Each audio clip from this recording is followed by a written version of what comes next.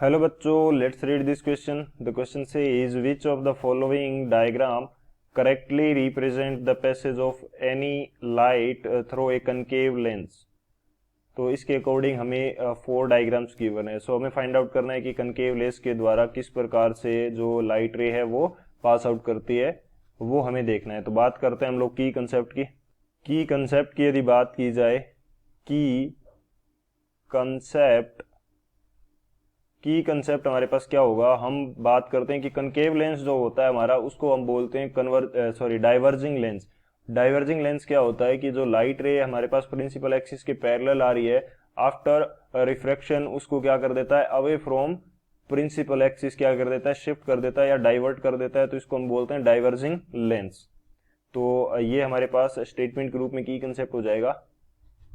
Concave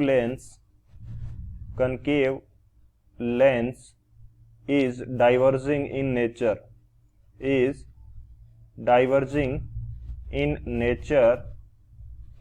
because it shifts the light ray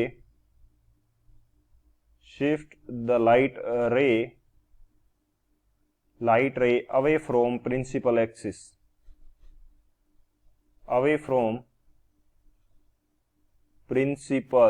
axis, तो इसको हम क्या बोल देते हैं, डाइवर्जिंग नेचर का लेंस बोल देते हैं। सो ये हमारा मेन की कंसेप्ट होगा। इस की कंसेप्ट की हेल्प से इस क्वेश्चन को सोल्व करते हैं।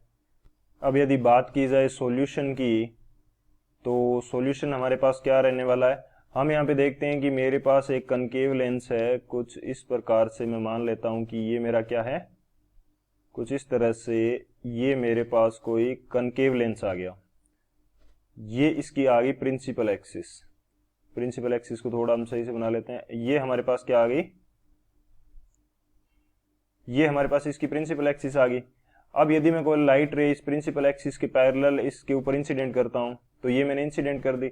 अब इसकी नेचर क्या है, ये प्रिंसिपल एक्सिस से दूर भेज देगा तो ये क्या करेगा, ऊपर की तरफ इसको डाइवर्ट कर देगा, डाइवर्स कर देगा।